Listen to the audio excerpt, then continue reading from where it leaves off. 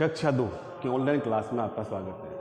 कक्षा 2 में आज हम कर रहे हैं विषय इंग्लिश और पर्यावरण। तो सबसे पहले अंग्रेजी में आज हम करेंगे THAT दैट का प्रयोग।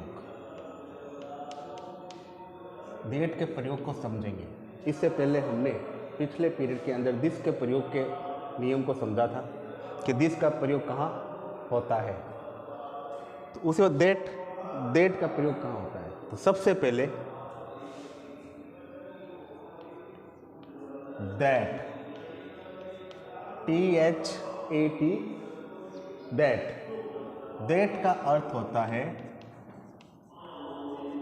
दैट का अर्थ वह, क्या होता है, वह। THAT दैट मीन्स वह, और दैट का अर्थ हो गया वह। फिर दैट का प्रयोग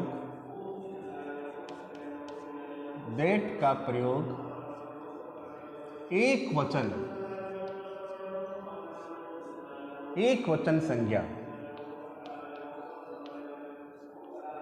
यानी सिंगुलर, इसको अपन क्या बोलते हैं इंग्लिश में, सिंगुलर नाउन्स के लिए किया जाता है। यानी एक वचन की कोई भी संज्ञा हो उसके लिए दैट का प्रयोग किया जाता है। और दैट का प्रयोग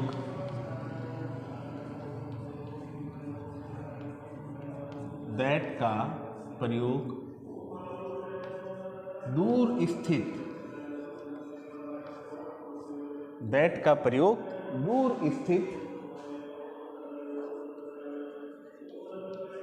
वस्तुओं के लिए किया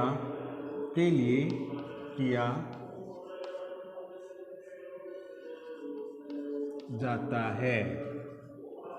तो ये तीन बातें आपको विशेष ध्यान रखनी है कि दैट का अर्थ क्या होता है, वह। दैट का प्रयोग कहाँ होता है, एक वचन संज्ञा यानी सिंगुलर नाउन्स के लिए इसका प्रयोग होता है।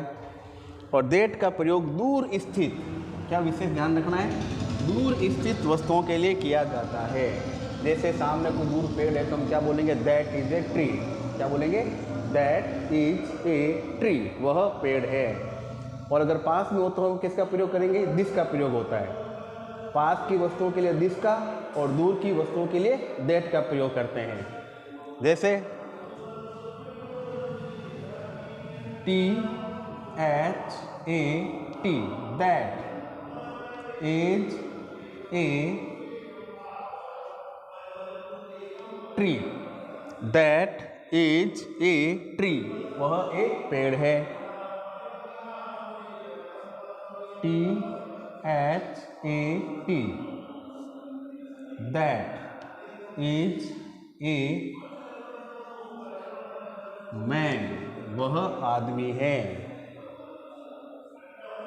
THAT that is a cow, that is a cow, वह गाय है। THAT that is a pen, वह पेन है। तो इस प्रकार से दैट का प्रयोग करना है। अब देखिए, पहले दैट का अर्थ वह, फिर दैट का प्रयोग एक वचन संज्ञा के लिए, और दैट का प्रयोग दूर स्थित वस्तुओं के लिए किया जाता है। और आपको ये मैंने 4 एग्जाम्पल करके बताए। कल हम दिस और दैट का प्रयोग वाक्यों में किस प्रकार करते हैं वो हम कल इनको समझने का प्रयास करेंगे। अब है पर्यावरण। प्रश्न है, कोई 2 साधनों के नाम, जल यातायात, वायु यातायात, छोटी दूरी के लिए सड़क यातायात और बड़ी दूरी के लिए सड़क यातायात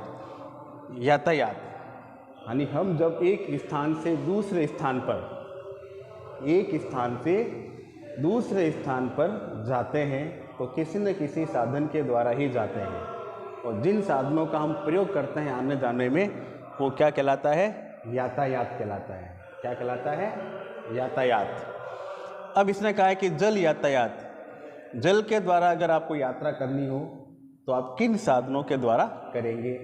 कोई भी 2 नाम लिखने हैं। तो जल के अंदर हम नाव के द्वारा यात्रा करेंगे। किसके द्वारा? नाव के द्वारा। या फिर लंबी दूरी की यात्रा हो जल की, तब हम जहाज के द्वारा यात्रा करेंगे। किसके द्वारा? नाव के द्वारा और जहाज के द्वारा। फिर है वायु यातायात। वायु यानी हवा। हवा में अगर आप यातायात के साधनों की बात करें तो 2 साधन होते हैं। एक हवाई जहाज, यानी एक स्थान से दूसरे स्थान पर अगर आपको बहुत ही शीघ्र पहुंचना हो तब हम वायु यातायात का उपयोग करते हैं। तो हवाई जहाज और हेलीकॉप्टर।